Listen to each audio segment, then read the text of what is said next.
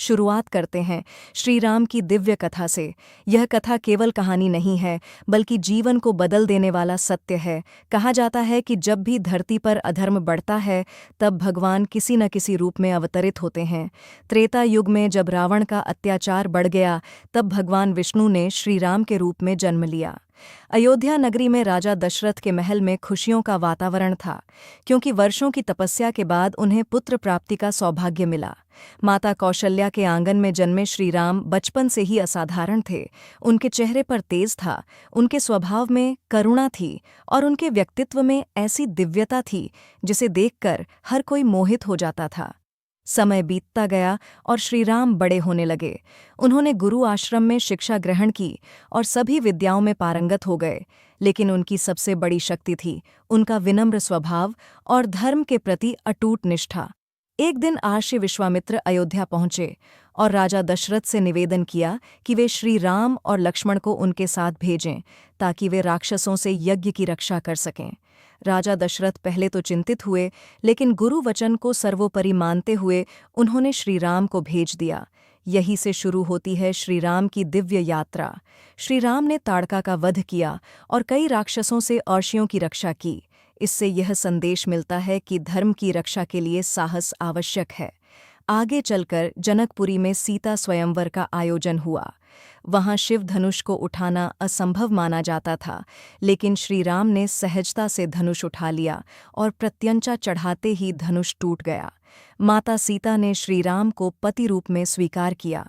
यह केवल विवाह नहीं था, बल्कि धर्म और प्रेम का दिव्य मिलन था।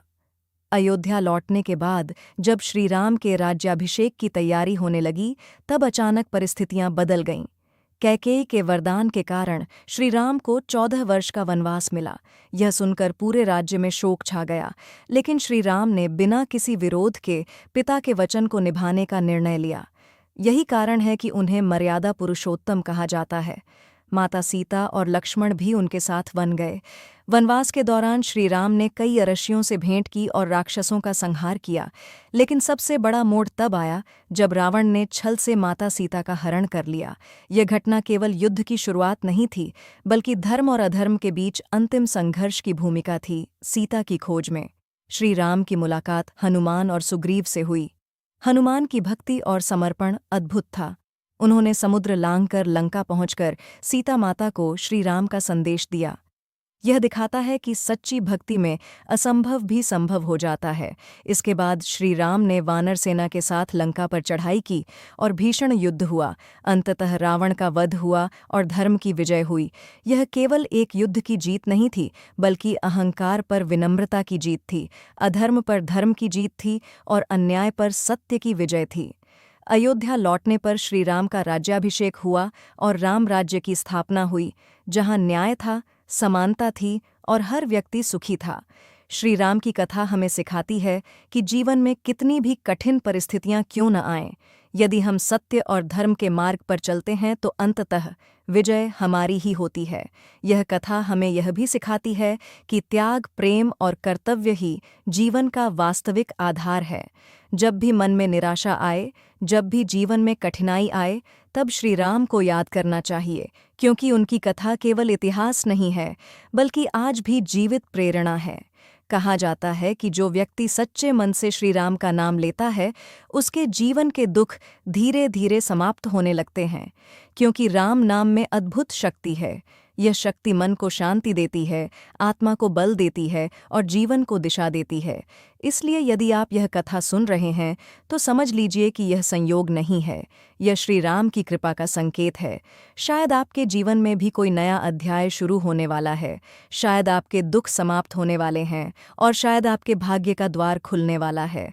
बस विश्वास बनाए रखिए और सच्चे मन से श्री राम का स्मरण करते रहिए, क्योंकि जहाँ राम है वहाँ भय नहीं है, जहाँ राम है वहाँ दुख नहीं है और जहाँ राम है वहाँ केवल प्रेम और प्रकाश है। अगर आप सच्चे मन से प्रार्थना करेंगे तो निश्चित रूप से आपको मार्ग मिलेगा, क्योंकि श्री राम कभी अपने भक्तों को निराश नहीं करते।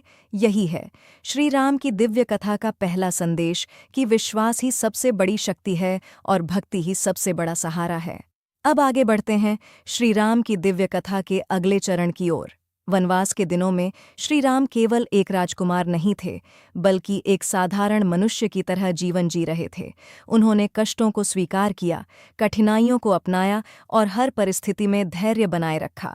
यही कारण है कि उनकी कथा केवल पूजा का विषय नहीं, बल्कि जीवन जीने की कला सिखाने वाली प्रेरणा है।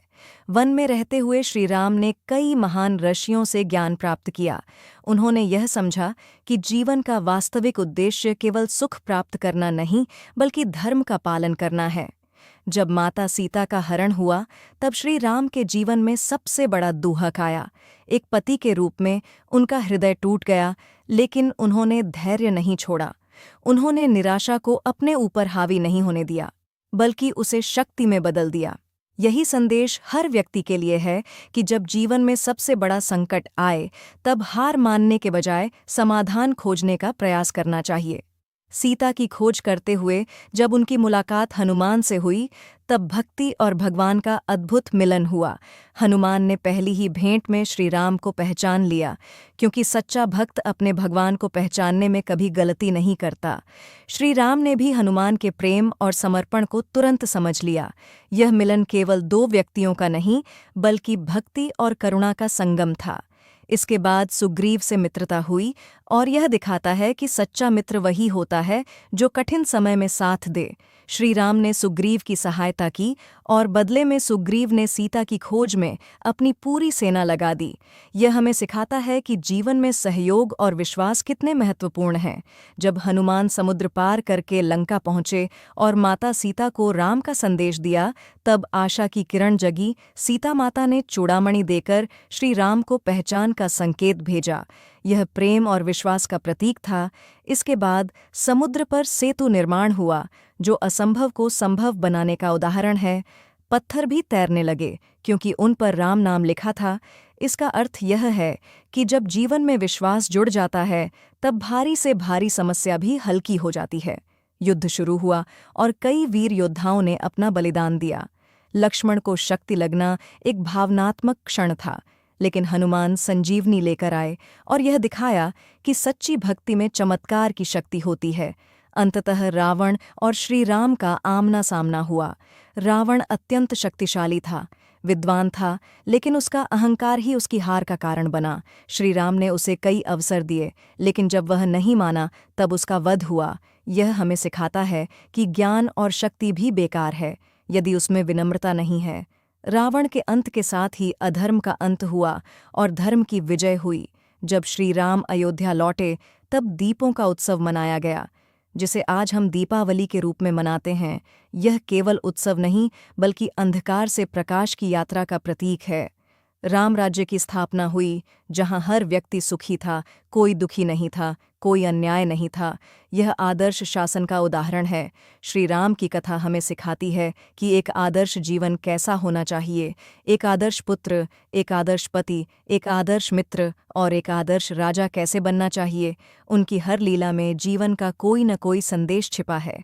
यदि कोई व्यक्ति सच्चे मन से इन संदेशों को अपनाता है, तो उसका जीवन निश्चित रूप से बदल सकता है। कहा जाता है कि राम नाम का जप करने से मन को शांति मिलती है, क्योंकि यह नाम केवल शब्द नहीं, बल्कि ऊर्जा है। जब आप राम कहते हैं, तो आपके भीतर सकारात्मक कंपन उत्पन्न होते हैं, जो धीरे धीरे आपके दुखों को कम करते हैं। इसलिए यदि आप यह कथा सुन रहे हैं, तो इसे केवल कहानी समझकर मत छोड़िए। इसे अपने जीवन में उतारने का प्रयास कीजिए। हर सुबह कुछ समय राम नाम का स्मरण कीजिए। अपने कर्मों में सच्चाई रखिए, दूसरों के प्रति करुणा रखिए और कठिन समय में धैर्य रखिए। आप देखेंगे कि धीरे धीरे आपके जीवन में परिवर्तन आने लगेगा।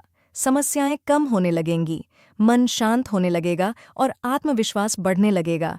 यही श्री राम की कृपा है, जो अदृश्य होते हुए भी हर भक्त के जीवन में काम करती है। याद रखिए, भगवान हमेशा अपने भक्तों के साथ होते हैं, बस हमें विश्वास बनाए रखना होता है। यदि आपके जीवन में अभी कठिन समय चल रहा है, तो घबराइए मत। शायद यह भी किसी बड़े सुख की तैयारी है। जैसे वनवास के बाद राम राज्य आया, वैसे ही आपके संघर्ष के बाद भी खुशियां आएंगी। बस विश्वास रखिए और सच्चे मन से प्रार्थना करते रहिए, क्योंकि जहां सच्ची भक्ति होती है, वहां चमत्कार जरूर होता है। यही श्री राम की दिव्य कथा का गहरा रहस्य है कि भगवान दूर नहीं है, वे हमारे विश्वास में ही बसते हैं। त्यः अब आगे बढ़ते हैं श्री राम की दिव्य कथा के तीसरे भाग की ओर। जब लंका विजय के बाद श्री राम अयोध्या लौटे, तब केवल एक राजा का आगमन नहीं हुआ था, बल्कि धर्म और सत्य की पुनः स्थापना हुई थी। पूरे अयोध्या में आनंद का वातावरण था। हर घर में दीप जलाए गए, हर हृदय में प्रेम था, और हर व्यक्ति के मन में यह विश्वास था कि अब जीवन में न्याय और सुख का समय आ गया है। श्री राम का राज्याभिषेक हुआ और राम राज्य की शुरुआत हुई। कहा जाता है कि उस समय कोई दुखी नहीं था, कोई भूखा नहीं था, कोई अन्याय नहीं था, क्योंकि राजा स्वयं धर्म का पालन करने वाला था। श्री राम ने अपने जीवन से यह सिखाया कि नेतृत्व का अर्थ केवल शक्ति नहीं, बल्कि जिम्मेदारी है। उन्होंने हमेशा अपने प्रजा को अपने परिवार की तरह माना। यही कारण है कि आज भी आदर्श शासन की बात होती है तो रामराज्य का उदाहरण दिया जाता है। लेकिन श्री राम का जीवन केवल सुख और वैभव तक सीमित नहीं था। उन्होंने अपने व्यक्तिगत सुख से ऊपर हमेशा समाज के धर्म को रखा। जब माता सीता की अग्नि परीक्षा का प्रसंग आया, तब यह केवल एक घटना नहीं थी, बल्कि यह दिखाता है कि राजा के रूप में उन्होंने अपने कर्तव्य को व्यक्तिगत भावनाओं से ऊपर रखा। यह प्रसंग हमें यह समझाता है कि जीवन में कई बार ऐसे निर्णय लेने पड़ते हैं जो कठिन होते हैं, लेकिन यदि वे धर्म और सत्य के लिए हों तो अंततः उनका परिणाम अच्छा ही होता है। समय बीतता गया और श्री राम ने आदर्श राजा के रूप में शासन किया। उनके राज्य में प्रेम था, करुणा थी और न्याय था। लोग एक दूसरे की सहायता करते थे क्योंकि वे अपने राजा से प्रेरणा लेते थे। श्री राम की कथा हमें यह सिखाती है कि एक व्यक्ति का चरित्र पूरे समाज को बदल सकता है। यदि एक व्यक्ति सत्य और धर्म पर अडिग रहे तो उसके आसपास का वातावरण भी पवित्र होने लगता है। यही कारण है कि श्री राम केवल एक ऐतिहासिक व्यक्तित्व नहीं, बल्कि एक जीवित आदर्श हैं। कहा जाता है कि जो व्यक्ति सच्चे मन से राम का स्मरण करता है, उसके जीवन में सकारात्मक परिवर्तन आने लगते हैं, क्योंकि राम नाम केवल ध्वनि नहीं, बल्कि चेतना है। जब आप राम कहते हैं तो आपके भीतर छिपी शक्ति जागती है, आपका मन शांत होता है और आपके विचार पवित्र होने लगते हैं। धीरे धीरे आपके निर्णय सही होने लगते हैं और आपका जीवन सही दिशा में चलने लगता है। यही राम नाम का चमत्कार है। यदि आप अपने जीवन में परेशानियों से घिरे हुए हैं, यदि आपको लगता है कि कोई रास्ता नहीं है, तो बस एक बार सच्चे मन से राम का नाम लीजिए और विश्वास रखिए कि सब ठीक होगा। क्यों? विश्वास ही वो पुल है जो असंभव को संभव बनाता है। जैसे समुद्र पर सेतु बना था, वैसे ही आपके जीवन की कठिनाइयों पर भी समाधान का सेतु बन सकता है। बस धैर्य और भक्ति बनाए रखिए। श्री राम की कथा हमें ये भी सिखाती है कि हर कठिनाई अस्थायी होती है। वनवास भी समाप्त हुआ, युद्ध भी समाप्त हुआ, दुख भी समाप्त हुआ और अंत में सुख आया। इसलिए जीवन में जब भी कठिन समय आए तो ये याद रखिए कि ये भी बीत जाएगा और इसके बाद नया प्रकाश जरूर आएगा। यदि आप सच्चे मन से प्रार्थना करेंगे तो आपको मार्गदर्शन जरूर मिलेगा, क्योंकि भगवान कभी अपने भक्तों को अकेला नहीं छोड़ते। वे कभी सीधे सामने नहीं आते, लेकिन संकेतों के माध्यम से सहायता जरूर करते हैं। कई बार सही समय पर सही व्यक्ति का मिलना भी भगवान की कृपा होती है। कई बार अचानक समस्या का हल मिल जाना भी भगवान की कृपा होती है। इसलिए जीवन में जो भी हो रहा है उस पर विश्वास रखिए और सकारात्मक बने रहिए। यही श्री राम की दिव्य कथा का तीसरा गहरा संदेश है कि विश्वास, धैर्य और धर्म का मार्ग कभी गलत नहीं होता। अंततः विजय उसी की होती है जो सत्य के साथ खड़ा रहता है। यदि आप इस कथा को सुन रहे हैं तो समझ लीजिए कि यह केवल संयोग नहीं है, यह भी एक संकेत हो सकता है कि आपके जीवन में परिवर्तन आने वाला है। आपके दुख समाप्त होने वाले हैं और आपके जीवन में नया अध्याय शुरू होने वाला है। बस अपने मन में राम का नाम बसाए रखिए और आगे बढ़ते रहिए, क्योंकि जहां राम है वहां मार्ग है, जहां राम है वहां आशा है और जहां राम है वहां हमेशा विजय है।